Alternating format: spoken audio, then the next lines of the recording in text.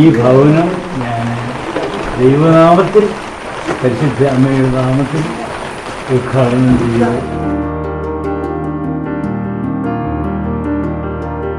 ഞാൻ ലോകത്തിൻ്റെ പ്രകാശമാകുന്നു, എന്നെ അനുഗമിക്കുന്നവൻ ഒരിക്കലും അന്ധകാരത്തിൽ നടക്കുകയില്ല എന്ന് അരുളി ചെയ്ത മിശിഹ ഈ ഭവനത്തിൻ്റെ പ്രകാശവും ഈ കുടുംബാംഗങ്ങൾക്ക് മാതൃദീപവുമായിരിക്കട്ടെ.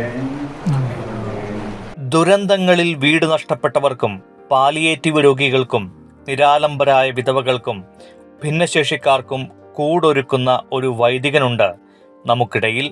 ഹോപ്പ് സൊസൈറ്റി ഡയറക്ടറും പ്രൊജക്ട് ഷെൽട്ടർ പദ്ധതിയുടെ സ്ഥാപകനുമായ ഫാദർ ജോർജ് കണ്ണന്താനമാണ് ഇതുവരെ 1500ഓളം വീടുകൾ പാവപ്പെട്ടവർക്കായി നിർമ്മിച്ചു നൽകിയത്.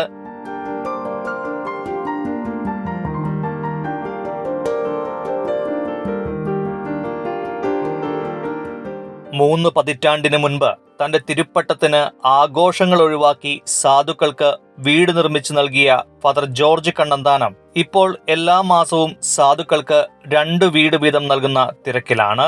കഴിഞ്ഞ ദിവസമാണ് പൂർണ്ണമായും കാഴ്ചയില്ലാത്ത പെരുമ്പട വിടവകയിലെ അങ്ങാടിക്കൽ ദേവസിക്ക് പ്രൊജക്ട് ഷെൽട്ടർ കൂടൊരുക്കിയത്.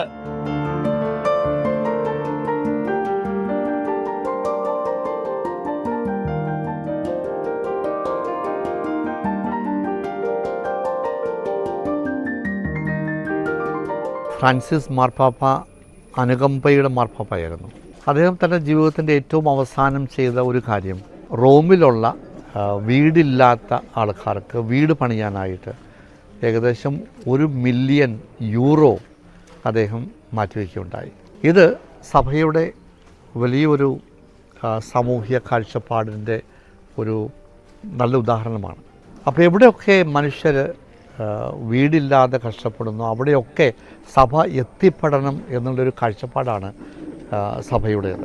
ഒരാൾ പോലും ഈ ലോകത്തിൽ വീടില്ലാതെ ജീവിക്കാൻ പാടില്ല എന്നുള്ളത് ഒരു സഭയുടെ കർത്തവ്യമായിട്ട് കാണേണ്ട ആ ഒരു സമയം തീർച്ചയായിട്ടും എത്തിയിരിക്കുകയാണ്.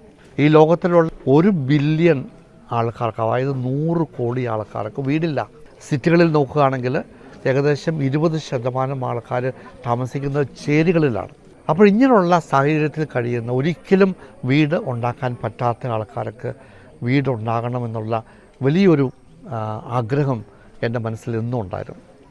അതുകൊണ്ടാണ് ഞാൻ എൻ്റെ ഓർഡിനേഷൻ്റെ സമയത്ത് തന്നെ ഓർഡിനേഷൻ്റെ ചെലവുകളൊക്കെ ചുരുക്കിയിട്ട് പാർട്ടിയൊന്നും നടത്താതെ 2 വീട് ഞങ്ങളുടെ തന്നെ ഇടവകയിൽ പണിയിച്ചു കൊടുക്കാനായിട്ട് ഞാൻ എൻ്റെ കുടുംബക്കാരോട് പറഞ്ഞു.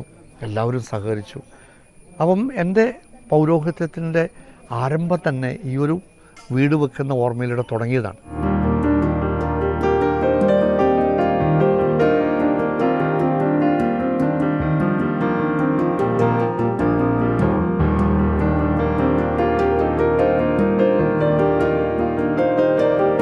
ഏറ്റവും ആദ്യം ഉണ്ടായിരുന്ന ഷീരാടി എന്ന് പറയുന്ന സൗത്ത് കാൻഡ്രയിലെ ഒരു പള്ളിയിലാണ് ഞാൻ ജോലി ചെയ്തത്. അവിടെ ഏകദേശം 40ഓളം ആൾക്കാർക്ക്, അവിടെ എല്ലാവരും ഓലമേഞ്ഞ വീടുകളായിരുന്നത്, അതൊക്കെ മാറ്റിയിട്ട് 40 വീടുകൾക്ക് ഓട് വയ്ക്കാനായിട്ടുള്ളൊരു പരിപാടി ചെയ്യാൻ സാധിച്ചു. അപ്പം അങ്ങനെ ആരംഭിച്ച ആ ഒരു താല്പര്യം പിന്നീട് സുനാമി വന്നപ്പോൾ സുനാമിയുടെ സ്ഥലത്തേക്ക്, തമിഴ്നാട്ടിലേക്ക്, കടലൂരിലേക്ക് പോകാനും അവിടെ 7 വില്ലേജുകൾ നമുക്ക് കംപ്ലീറ്റായിട്ട് വീട് പോയ ആൾക്കാർക്ക് വീട് വെച്ച് കൊടുക്കാൻ നമുക്ക് സാധിച്ചു. 100-ൽ പരം കോൺക്രീറ്റ് വീടുകളാണ് നമുക്ക് അന്നവിടെ വയ്ക്കാനായിട്ട് കഴിഞ്ഞത്. ഇത് കഴിഞ്ഞിട്ട് ഏറ്റവും കൂടുതൽ വീട് വെച്ചത് നമ്മൾ നേപ്പാളിലെ ഭൂകമ്പത്തിൻ്റെ സമയത്താണ്. അപ്പോൾ നേപ്പാളിലെ ഭൂകമ്പത്തിൻ്റെ സ്ഥലത്തേക്ക് നമുക്ക് ഒരു 2 ദിവസം കഴിഞ്ഞ് ചെല്ലാൻ സാധിച്ചു. അന്ന് അവിടുത്തെ പോയ കാഴ്ചകൾ വളരെ വേദനാജനകമായിട്ടുള്ള കാഴ്ചകളാണ്. അതിപ്പോഴും ഓർക്കുന്നുണ്ട്.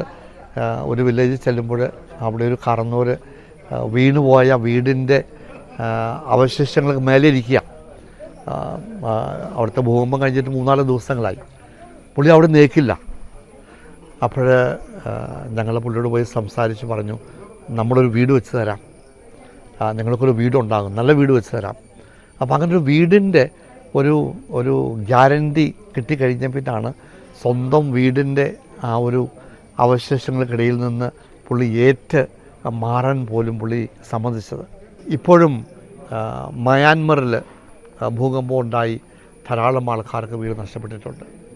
അവിടെ ഇപ്പോഴും നമ്മൾ 200ഓളം താൽക്കാലിക വീടുകൾ നമ്മൾ ഉണ്ടാക്കിക്കൊണ്ടിരിക്കുകയാണ്. ഇന്ത്യയിലെ ക്ലരീഷ്യൻസിൻ്റെ എല്ലാ പ്രോവിൻസുകളും സഹകരിച്ചുകൊണ്ട് അവിടുത്തെ സെർവൈറ്റ് സിസ്റ്റേഴ്സാണ് ഗ്രൗണ്ടിൽ ഈ വീടുകൾ ഉണ്ടാക്കുന്നത്. കാരണം ഇന്ത്യക്കാർക്ക് അവിടെ പോയി പ്രവർത്തിക്കാൻ ഈ സമയത്ത് പ്രയാസമുള്ളതുകൊണ്ട് അവിടുത്തെ ഈ സിസ്റ്റേഴ്സിൻ്റെ സഹകരണത്തോടെയാണ് നമ്മൾ ഈ 200ഓളം വീടുകൾ ഇപ്പോൾ ഷെൽട്ടർ വീടുകളായിട്ട് നമ്മൾ ഉണ്ടാക്കിക്കൊണ്ടിരിക്കുന്നത്.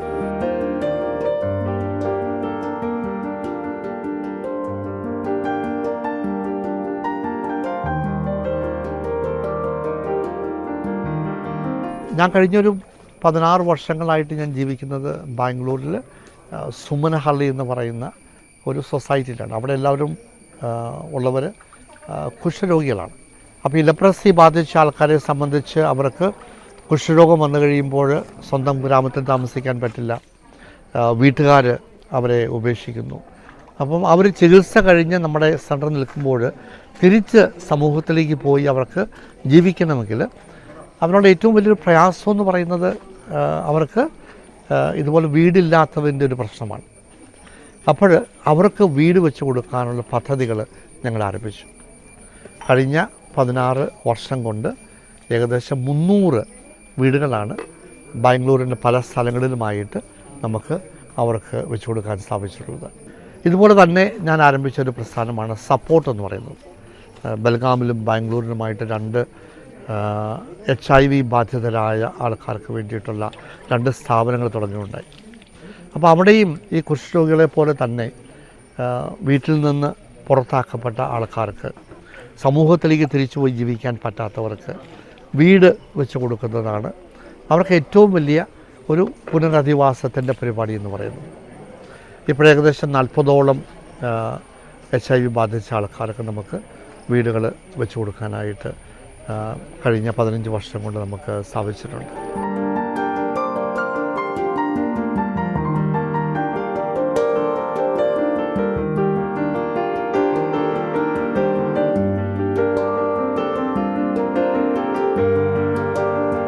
അപ്പോൾ ഈ ഒരു അനുഭവങ്ങൾ വെളിച്ചത്തിലാണ് 2023 ഞങ്ങൾ പ്രോജക്റ്റ് ഷെൽട്ടർ എന്ന് പറയുന്ന പുതിയൊരു പ്രോഗ്രാം ഞങ്ങൾ ലോഞ്ച് ചെയ്തത്. ഞങ്ങളൊരു 10ഓളം സോഷ്യലി കോൺഷ്യസ് ആയിട്ടുള്ള ആൾക്കാരുടെ ഒരു ഇനിഷ്യേറ്റീവാണിത്. ഒത്തിരി ആൾക്കാർക്ക് വീട് വേണം, പണിയിക്കാനും പറ്റും, പക്ഷേ എങ്ങനെ ഇതിന് പൈസ ഉണ്ടാക്കും? അപ്പോഴാണ് നമുക്ക് ഇതിന് പൈസ ഉണ്ടാക്കുന്ന ഒരു പുതിയൊരു സ്ട്രാറ്റജി ഞങ്ങളുടെ തന്നെ ഡിസ്കഷനിൽ ഉരുത്തിരിഞ്ഞു വന്നത്. അത് ഒരു വീടിന് ഏകദേശം 10 ലക്ഷം രൂപയോളം വേണം. ഈ 10 ലക്ഷം രൂപ കളക്ട് ചെയ്യാനായിട്ട് 1000 രൂപ വെച്ച് 1000 പേരുടെ നിന്ന് കളക്ട് ചെയ്താൽ നമുക്ക് അത് കണ്ടെത്താൻ പറ്റും. അതെല്ലാ മാസവും ചെയ്യുമ്പോൾ നമുക്ക് എല്ലാ മാസവും ഒരു വീട് പണിയാൻ പറ്റും. ഈ ഒരു ആശയം വന്നു, അത് ഞങ്ങൾ ഇനാഗുറേറ്റ് ചെയ്തു. ഞങ്ങൾ ഓർത്ത് ചിലപ്പോൾ 1 വർഷത്തോളം എടുക്കുമായിരിക്കും 1000 പേരെ കണ്ടെത്താനെന്ന്. പക്ഷേ 1 മാസം കൊണ്ട് ഞങ്ങൾക്ക് ഉദാരമനസ്കരായ 1000 പേരെ കണ്ടെത്താൻ പറ്റി. അപ്പോൾ ഉടനെ തന്നെ വീടുകൾ പണി നമ്മൾ ആരംഭിച്ചു. 6 മാസം കൊണ്ട് ഏറ്റവും ആദ്യത്തെ വീടുകൾ ഞങ്ങൾ പണിതു കൊടുത്തു. ഇപ്പോഴേ എല്ലാ മാസവും ആദ്യത്തെ 1 വർഷം കൊണ്ട് നമുക്ക് വീടുകൾ കൊടുക്കാനായിട്ട് സാധിച്ചു. അപ്പോൾ ഇതൊരു വലിയ സക്സസ് ആയിരുന്നതുകൊണ്ട് ഞങ്ങൾ പറഞ്ഞു ഇതിലും കൂടുതൽ നമുക്ക് ചെയ്യാൻ നോക്കണം. അതുകൊണ്ട് 2ാമത്തെ വർഷം നമ്മളത് എല്ലാ വർഷവും എല്ലാ മാസവും 2 വീടുകൾ പണിയുന്ന ഒരു പ്രോഗ്രാമാക്കി ഞങ്ങളിപ്പോഴതിനെ മാറ്റിയിരിക്കുകയാണ്. അതിൻ്റെ ഭാഗമായിട്ടാണ് ഇവിടെ പെരുമ്പടവിൽ ഇന്ന് ഈ 17ാമത്തെ വീട് നമ്മളിപ്പോൾ ഹാൻഡ് ഓവർ ചെയ്യുന്നത്.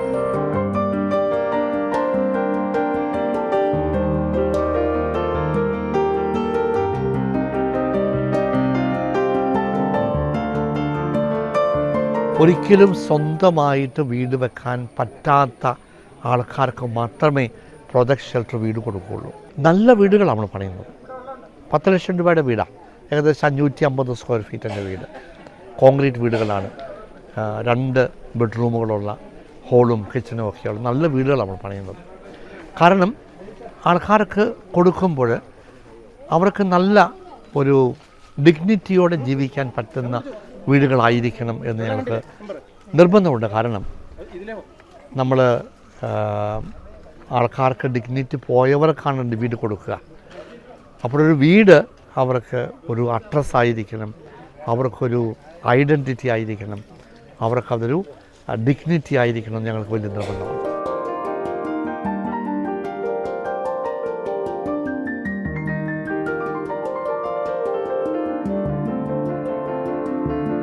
ഇപ്പോൾ കേരളത്തിൽ ഏകദേശം 6ഓളം വീടുകൾ നമ്മൾ കൊടുത്തു. കർണാടകത്തിൽ 5 വീടുകൾ കൊടുത്തു. ആസാമിൽ നമ്മൾ 1 വീട് കൊടുത്തു. ഇപ്പോൾ തമിഴ്നാട്ടിൽ, ജാർഖണ്ഡിൽ, മഹാരാഷ്ട്രയിലൊക്കെ വീടുകൾ പണിയുന്നുണ്ട്. അപ്പോൾ ഇതൊരു നാഷണൽ പ്രോഗ്രാമാണ്. ഇന്ത്യയിലെ എല്ലാ സ്ഥലത്തും നമുക്ക് വീടുകൾ പണിയാനുള്ള നെറ്റ്വർക്കുണ്ട്. കത്തോലിക്ക സഭയുടെ നെറ്റ്വർക്ക് എന്ന് പറയുന്നത് നമുക്ക് തീർച്ചയായിട്ടും നമ്മുടെ രാജ്യത്തിൻ്റെ ഏത് ഭാഗത്തും നമുക്ക് വീടുകൾ പണിയാൻ പറ്റുമെന്നുള്ളതാണ്. ഇന്ത്യയിൽ മാത്രമല്ല, നമുക്ക് മറ്റു രാജ്യങ്ങളിലേക്കും ഇത് ഭാവിയിൽ തീർച്ചയായിട്ടും നമുക്ക് ഇത് വ്യാപിപ്പിക്കണം എന്നുള്ളതാണ് നമ്മളുടെ ആഗ്രഹം.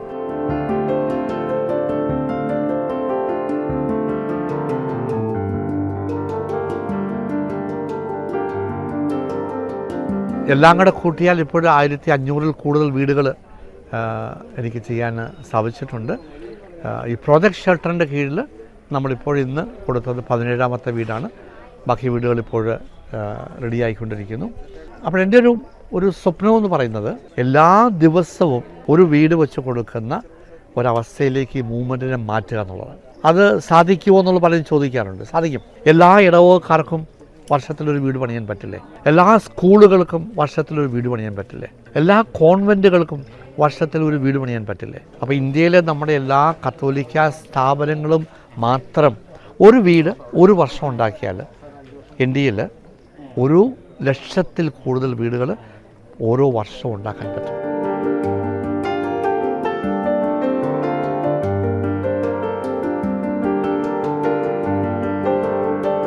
സഭയെന്ന് ആയിരിക്കുന്നതും ആയിരിക്കേണ്ടതും സമൂഹത്തിലെ ഏറ്റവും വേദനിക്കുന്ന ആൾക്കാരുടെ കൂടെ ആയിരിക്കണം എന്നുള്ളതാണ് എൻ്റെ കാഴ്ചപ്പാട്. അപ്പോൾ അതിനു വേണ്ടിയിട്ടുള്ള കുറേ കാര്യങ്ങളാണ് എൻ്റെ ജീവിതത്തിൽ എനിക്ക് ചെയ്യാൻ സാധിച്ചത്. വീട് വയ്ക്കുന്നത് ഒരു കാര്യമായിരുന്നു. അതുപോലെ ഞാനിപ്പോൾ കഴിഞ്ഞ 16 വർഷങ്ങളായിട്ട് കുഷ്ഠരോഗികളുടെ കൂടെയാണ് ജീവിക്കുന്നത്. സമൂഹത്തിൽ ആർക്കും വേണ്ടാത്ത ആൾക്കാരാണ്. സുമനഹള്ളി എന്ന് പറയുന്ന ഈ ഒരു കുഷ്ഠരോഗ കേന്ദ്രത്തിൽ 50ഓളം കുഷ്ഠരോഗികൾ ഇപ്പോഴും ഉണ്ട്.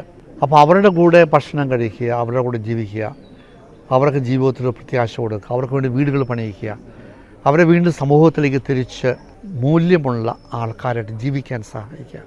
32 വർഷങ്ങൾ ഞാനിപ്പോഴും വൈദികനായിട്ട് അതിൽ 16 വർഷവും അവരുടെ കൂടെ ജീവിക്കുവാൻ സാധിച്ചു എന്ന് പറയുന്നത് വലിയ സന്തോഷമുള്ള കാര്യമാണ്. അതുപോലെ തന്നെ 2 HIV കേന്ദ്രങ്ങൾ ബെൽഗാമിലും ബാംഗ്ലൂരുമായിട്ട് സ്ഥാപിച്ചു. അവിടെയും കംപ്ലീറ്റ് പ്രതീക്ഷ നഷ്ടപ്പെട്ട ആൾക്കാരാണ്. അപ്പോൾ അവർക്ക് ജീവിതത്തിൽ പ്രത്യാശ നൽകുവാൻ കഴിയുക എന്നുള്ളതാണ് ജീവിതത്തിൻ്റെ ഒരു സന്തോഷമായിട്ട് ഞാൻ കാണുന്നത്. അങ്ങനെ തുടങ്ങിയ ഒരു പ്രസ്ഥാനമാണ് പ്രോജക്റ്റ് വിഷൻ. ഇത് അന്ധരായ ആൾക്കാർക്ക് ജീവിതത്തിൽ വീണ്ടും കാണുവാൻ സാധിക്കുന്ന ഒരു സാഹചര്യം ഉണ്ടാക്കാൻ വേണ്ടിയിട്ടാണ് പ്രോജക്റ്റ് വിഷൻ തുടങ്ങിയത്. ലോകത്തിലെ ഏകദേശം 40 മില്യണോളം ആൾക്കാർ അന്ധരായിട്ടുണ്ട്. അതിൽ ഒരു 1.5 കോടി ആൾക്കാർ ഇന്ത്യയിലാണ്. അതിൽ 20% ആൾക്കാർക്ക് വീണ്ടും കാഴ്ച നൽകുവാൻ സാധിക്കും. നമ്മൾ മരിച്ചു കഴിഞ്ഞ് നമ്മുടെ കണ്ണുകൾ ദാനം ചെയ്യുകയാണെങ്കിൽ അതിനുള്ള ഒരു പ്രസ്ഥാനമായിട്ടാണ് പ്രോജക്റ്റ് വിഷൻ ആരംഭിച്ചതും. ഇപ്പോൾ ഏകദേശം 5 ലക്ഷത്തോളം ആൾക്കാർ കണ്ണുകൾ കൊടുക്കാനായിട്ട് വാഗ്ദാനം ചെയ്തിട്ടുണ്ട്. ഏകദേശം 300 പേര് മരിച്ചവരുടെ കണ്ണുകൾ എടുക്കാൻ നമുക്ക് സാധിച്ചിട്ടുണ്ട്. 300 പേരുടെ കണ്ണെടുക്കുക എന്ന് പറഞ്ഞാൽ 600 അന്ധരായ ആൾക്കാർക്ക് കാഴ്ച കൊടുക്കാൻ പറ്റിയെന്നുള്ളതാണ്. പിന്നെ അവർക്കുള്ള വിദ്യാഭ്യാസത്തിൻ്റെ കാര്യങ്ങൾ, വീടിൻ്റെ കാര്യങ്ങൾ, അവർക്ക് വേണ്ടി ഒരു റൂറൽ ക്യാമ്പസ് നമ്മൾ കർണാടകത്തിൻ്റെ തുംകൂർ ഡിസ്ട്രിക്റ്റിൽ ഇപ്പോഴാരംഭിച്ച് അവിടെയുള്ള എല്ലാ വില്ലേജുകളിലും നമ്മൾ കണ്ണിൻ്റെ ക്യാമ്പുകൾ നടത്തി 12,000 ആൾക്കാർക്ക് നമുക്ക് കാറ്ററാക്ട് ഓപ്പറേഷൻസ് നമുക്ക് ചെയ്യാൻ സാധിച്ചു. അപ്പോൾ എല്ലാവരും കാണട്ടെ, ലെറ്റ് എവ്രി വൺ സീ. ഇതാണ് ഈ പ്രോജക്റ്റ് വിഷൻ എന്ന് പറയുന്ന ഈ ഒരു പ്രസ്ഥാനത്തിൻ്റെ ഒരു മോട്ടോ.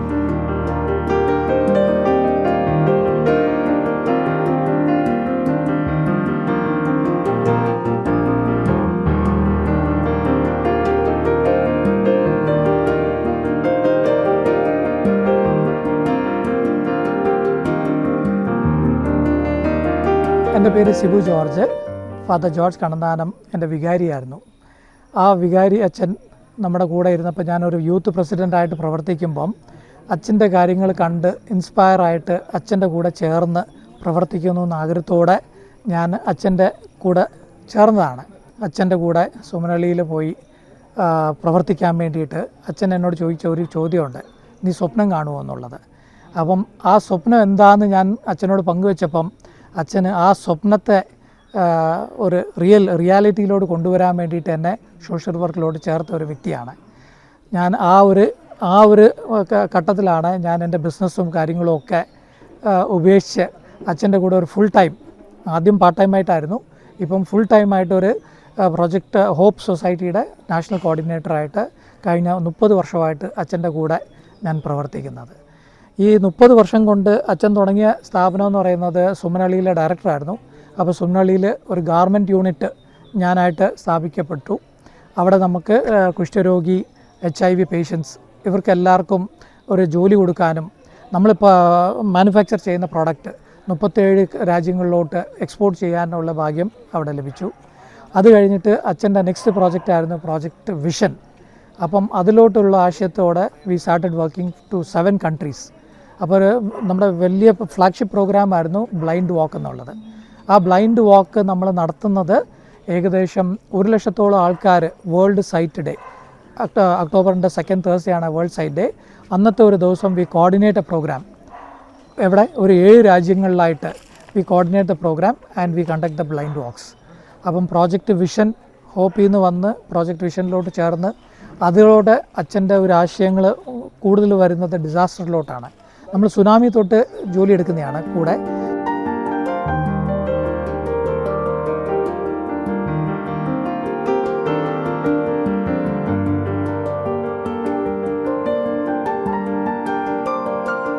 ആ ഒരു ഡിസാസ്റ്റർ മാനേജ്മെൻറ്റ് എക്സ്പീരിയൻസ് സുനാമിയായിട്ട് നേപ്പാളായിട്ട് വന്നപ്പോഴാണ് കേരളത്തിലെ പ്രളയം വരുന്നത്. 2018-19 പ്രളയം വന്നപ്പോഴത്തേക്കും ഐ കംപ്ലീറ്റ്ലി ഗോട്ട് ഇൻവോൾവ്. നമുക്കൊരിക്കലും ഒരു പൈസ പോലും ഇല്ലാതെ തുടങ്ങിയ ഒരു സംഘടന എന്ന് പറയാം. നമുക്ക് ഒരു കാർ നിറച്ചുള്ള സാധനങ്ങൾ കൊണ്ടുവന്ന് നമ്മൾ പ്രവർത്തനം തുടങ്ങിയപ്പോഴത്തേക്കും അന്ന് എനിക്ക് ബോധ്യപ്പെട്ടു, നമുക്ക് ഇങ്ങനത്തെ നല്ല കാര്യങ്ങൾ ചെയ്യണമെങ്കിൽ ദൈവത്തിൻ്റെ ഒരു പദ്ധതിയാണെങ്കിൽ നമുക്കൊരിക്കലും പൈസയുടെ ബലത്തിൻ്റെ ആവശ്യം വരത്തില്ല എന്ന്. അന്ന് അച്ഛൻ പറഞ്ഞു, വയനാട് എന്ന് പറഞ്ഞ സംഗതി എല്ലാവരും അവിടെ സഹായിക്കാൻ വരും, നമ്മുടെ ഒരു ആവശ്യം അവിടെ കാണത്തില്ല. കാരണം മലയാളീസ് എല്ലാവർക്കും ഇത് ഏൽക്കാനുള്ള ഒരു കരുത്തുണ്ട്. But then we were able to do a massive job there. അവിടെ നമുക്ക് ഏകദേശം ഒരു 20ഓളം ഭവനങ്ങൾ, പെർമനൻറ്റ് ഹൗസസ്, ഇതുപോലത്തെ ഒരു വീടുകൾ കൊടുക്കാൻ അന്ന് പറ്റി. 400 ടെമ്പററി ഷെൽട്ടേഴ്സ് പണിതു. അതുകൂടാതെ നമുക്ക് എല്ലാവർക്കും ഭക്ഷണ കിറ്റുകളും കാര്യങ്ങളും കൊടുക്കാൻ നമുക്ക് സാധിച്ചു. അപ്പം ഈ ഒരു കാര്യങ്ങളിലോട്ട് വന്നപ്പോഴത്തേക്കും നമുക്ക് ബോധ്യപ്പെട്ടു, നമ്മൾ actually we are meant to do social work which is related to God's work. ഇങ്ങനത്തെ ചൈനയിലെ കോവിഡ് വന്നപ്പോഴത്തേക്കും ആദ്യത്തെ ഒരു റിക്വസ്റ്റ് ആയിരുന്നു. അന്ന് നമുക്ക് ഇന്ത്യയിൽ പോലും കോവിഡ് വരുമെന്നുള്ള ഒരു ബോധ്യമില്ലായിരുന്നു.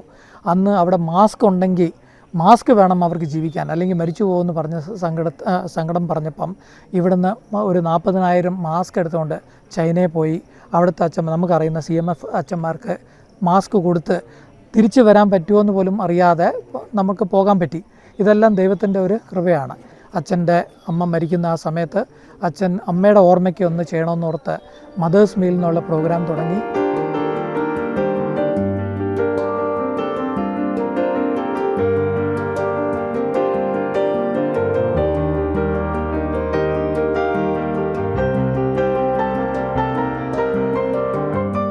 ഇന്നും ഞാൻ ഇത്രയും കോൺസെൻട്രേറ്റ് ചെയ്ത് സോഷ്യൽ വർക്ക് തന്നെ എൻ്റെ ലൈഫ് ലോങ് ഗോൾ ആയിരിക്കണമെന്ന് പറയാൻ കാരണം എൻ്റെ ലൈഫ് മാറ്റിമറിച്ചത് ഈ ഒരു കാരണമാണ്, ഈ സോഷ്യൽ വർക്കാണ്.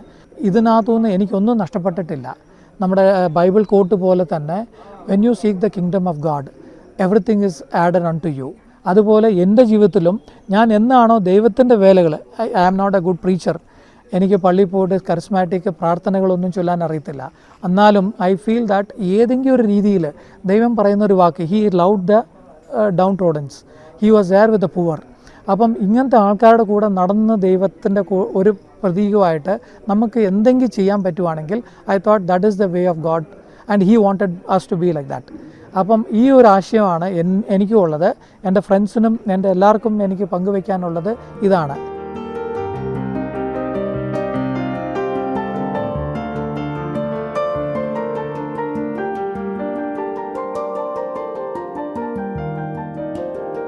എൻ്റെ ജീവിതത്തിൻ്റെ ഒരു സ്വപ്നം എന്ന് പറയുന്നത് സഭ വലിയൊരു അനുകമ്പയുടെ വക്താവായിട്ട് മാറണം എന്നുള്ളതാണ്. കാരണം സഭയ്ക്ക് ധാരാളം ശക്തിയുണ്ട്, ധാരാളം സ്ഥാപനങ്ങളുണ്ട്, എല്ലാ സ്ഥലങ്ങളിലും സഭയുണ്ട്. സഭയ്ക്ക് ധാരാളം കഴിവുള്ള ആൾക്കാരുണ്ട്, കമ്മിറ്റഡ് ആയിട്ടുള്ള ലീഡേഴ്സ്, ധാരാളം സ്ഥലങ്ങളുണ്ട്.